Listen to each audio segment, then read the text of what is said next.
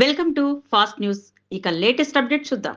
ప్రభుత్వ భూములను, వాగు వంకలను ఆక్రమించి అక్రమ కట్టడాలు చేపడితే కఠిన చర్యలు తీసుకుంటామని రాష్ట్ర రవాణా శాఖ మంత్రి మండిపల్లి రాంప్రసాద్ రెడ్డి హెచ్చరించారు.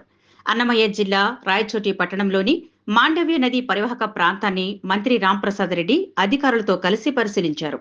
నదీ పరివాహక ప్రాంతానికి ఇరువైపులా ఆక్రమించి అక్రమ నిర్మాణాలు చేపట్టడంపై మంత్రి ఆగ్రహాన్ని వ్యక్తం చేశారు. రాయచోటి గాలివీడు రహదారిలోని మాండవ్య నది ఒడ్డున ఎలాంటి ప్రభుత్వ అనుమతులు లేకుండా అక్రమంగా నిర్మిస్తున్న అపార్ట్మెంట్స్ ను మంత్రి పరిశీలించి నిర్మాణాలను నిలిపివేయాలని, అక్రమ నిర్మాణాలను కూల్చివేయాలంటూ మున్సిపల్, రెవెన్యూ, ఇరిగేషన్ అధికారులను ఆదేశించారు. ప్రభుత్వ అనుమతులు లేకుండా అక్రమ కట్టడాలు చేపడితే కఠిన చర్యలు తీసుకుంటామని మంత్రి హెచ్చరించారు. అక్రమ నిర్మాణాలపై అధికారులు ఉక్కుపాదం మోపాలని ఆదేశించారు.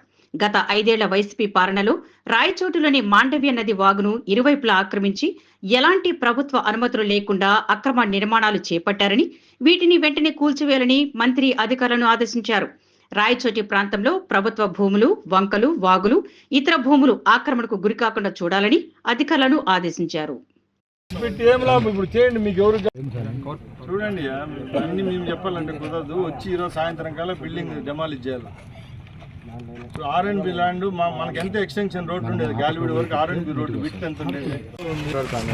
నేను నా సాయంత్రం ఈ అపార్ట్మెంట్ విషయంలో ఏమేమి నోటీసులు రెడీ చేస్తాను చేయండి. నేను మున్సిపాలిటీ తరఫున చేయండి.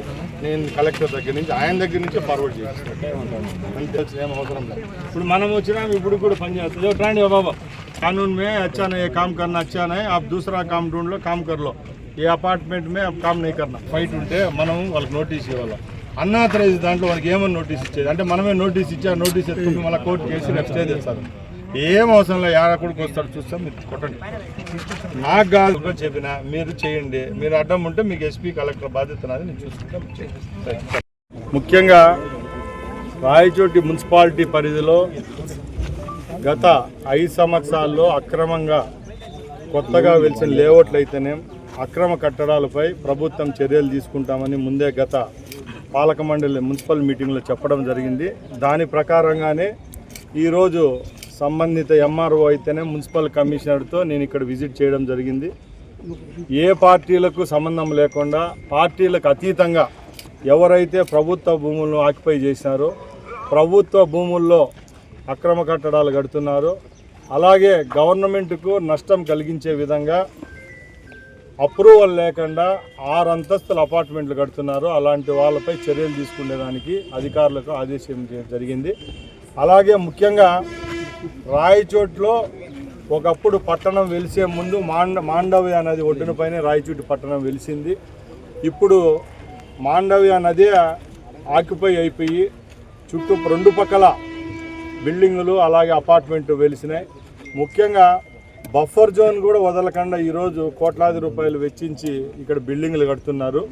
ఇవన్నీ ప్రభుత్వ అధికారుల దృష్టికి తీసుకొని వస్తున్నాం. ముఖ్యంగా ఎవరైతే ట్యాక్స్ ఎగరగొడుతున్నారో, ప్లాన్ అప్రూవల్ లేవో, గవర్నమెంట్ గయాలు భూముల్లో బిల్డింగులు కడుతున్నారో అలాంటి వారిపై చర్యలు తీసుకుంటాం. ఇది ఏ పార్టీ వాళ్ళపై కక్ష సాధింపు కాదు.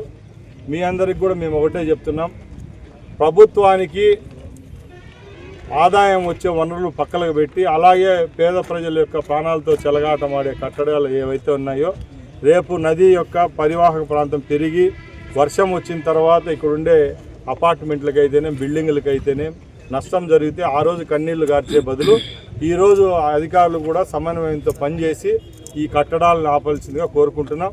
అలాగే ఎవరన్నా ఈ చర్యలను అతిక్రమించి ఇక్కడికి వస్తే మాత్రం ప్రభుత్వం తరపు నుంచి గట్టిగా చర్యలు తీసుకునేదానికి మేము సిద్ధంగా ఉన్నాం.